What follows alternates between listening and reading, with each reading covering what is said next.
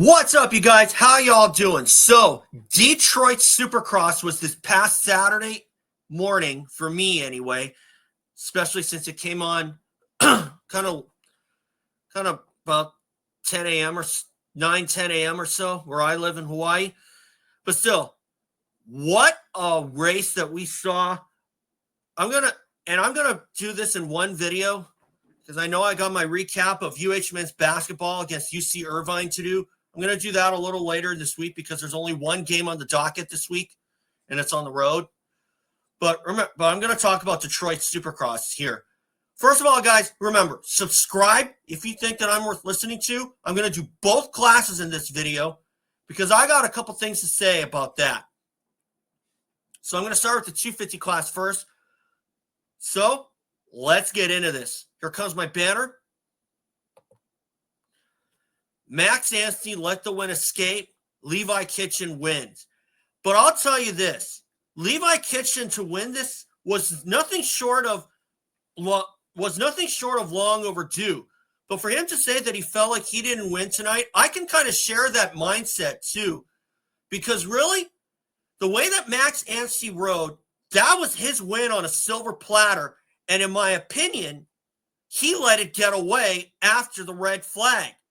Now, from my view, I think a lot of us around the world thought that when the red flag came out with 7 seconds left in the race, and it turned out to be a 3-lap sprint after that, a lot of us thought that the race was over. But it turns out it wasn't over. 7 seconds and a lap to go. Well, really 2 laps. Well, it really should have been 2 laps, but instead it was 3. But then again, I guess you have to have that opening lap where no disasters happen. And then that's when the green flag came out. So like a lot of people around the world, I too was taken by surprise and a little bit confused.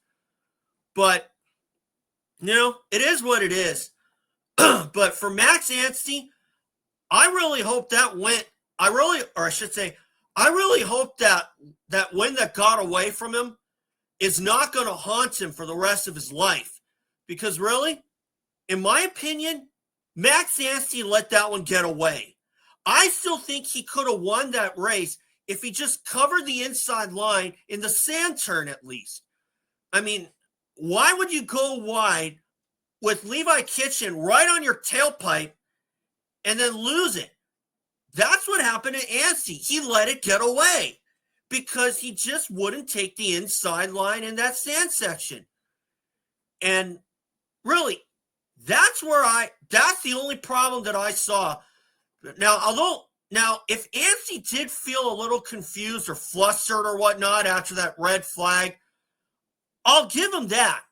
And I can understand that where you think it's yours and then the last thing to happen happened, and then he ends up losing it.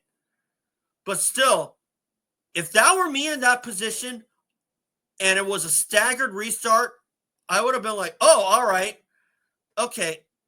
Now I just got to cover the inside, knowing that my lead of 11 seconds was negated. Because we all know that was Max Anstie's on a silver platter. But why did the red flag come out?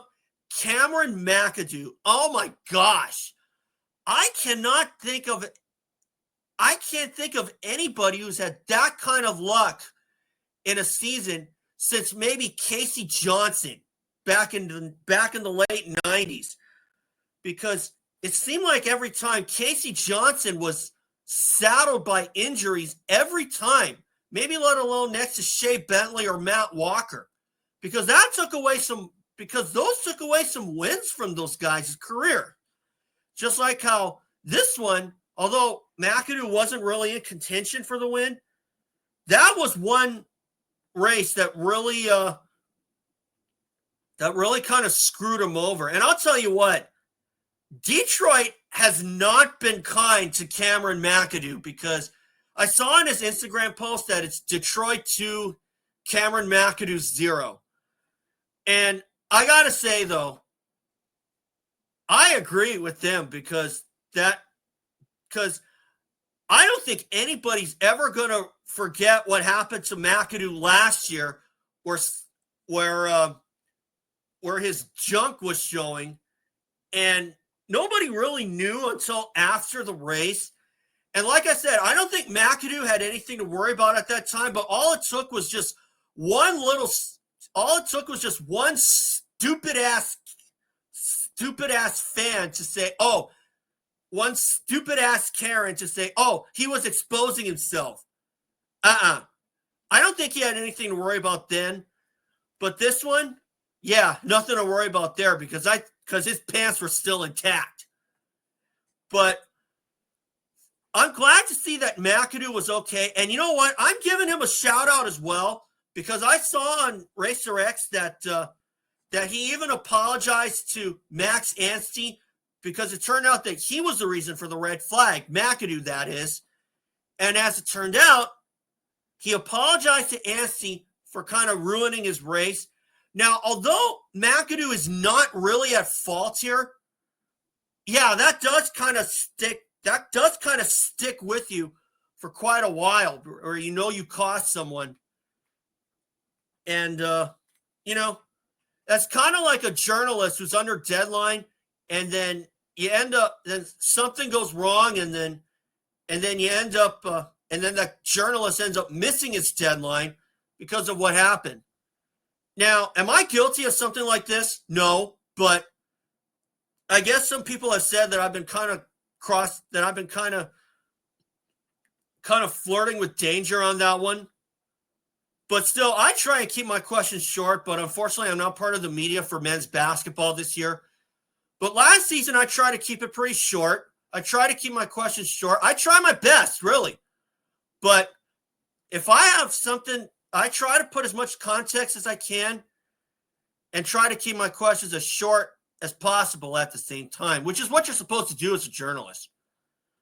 But still, I try my best, and if people don't see it that way, then that's on them. Seriously. But still, anyway, as far as Detroit goes, Cameron McAdoo, major shout out. I don't think you had anything to apologize for, but it's good that you did anyway. So I'm giving Cameron McAdoo a round of applause there. Do I think he's going to come back and win one again? I hope so. But with the torn ACL, oh gosh, I don't know.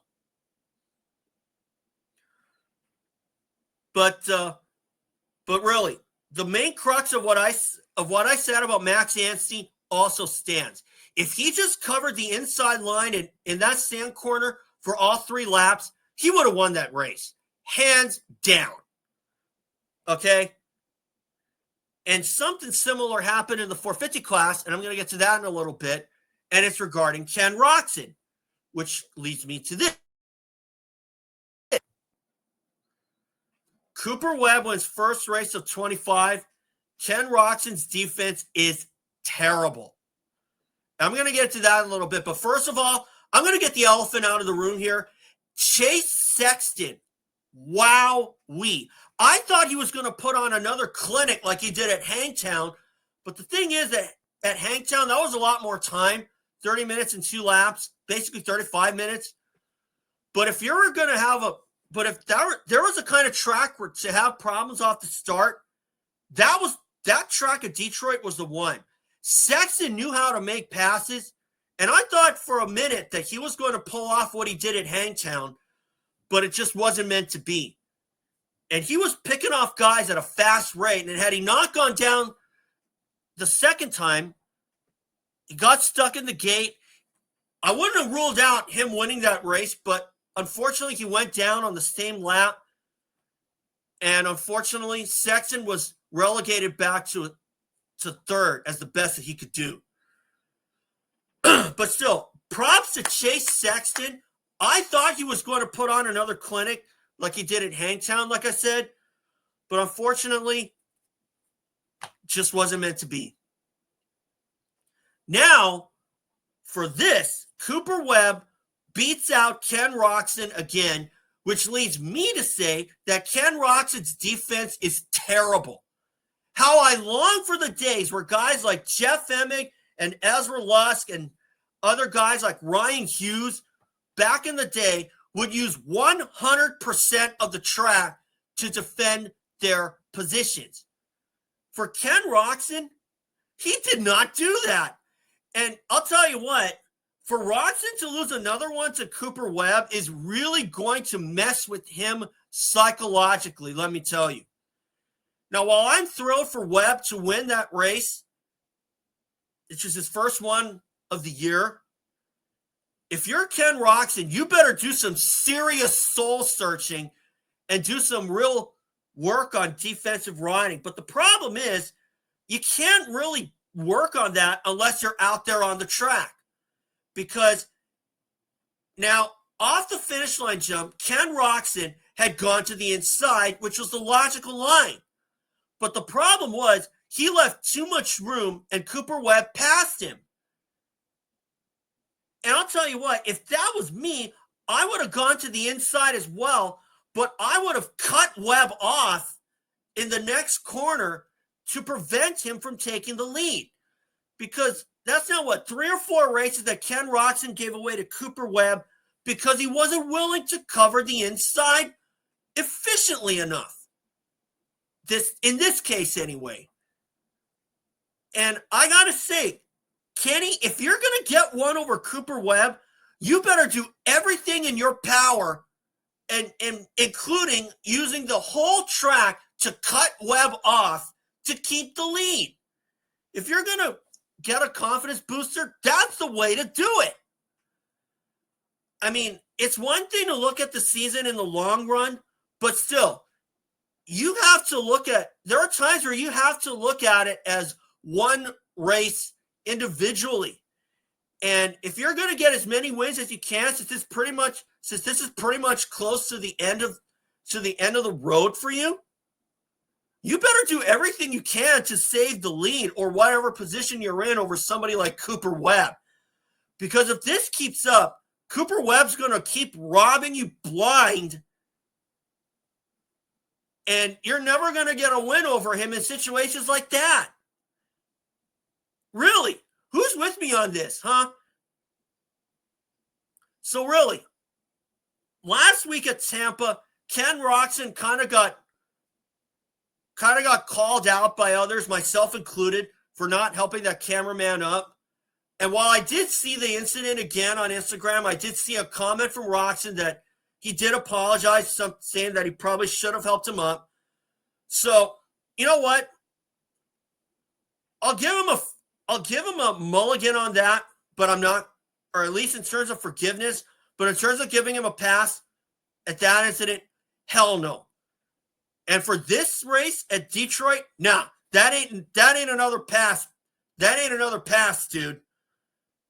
That's another race that you let slip through your fingers because you wouldn't cover the inside efficiently, like I said earlier. Okay?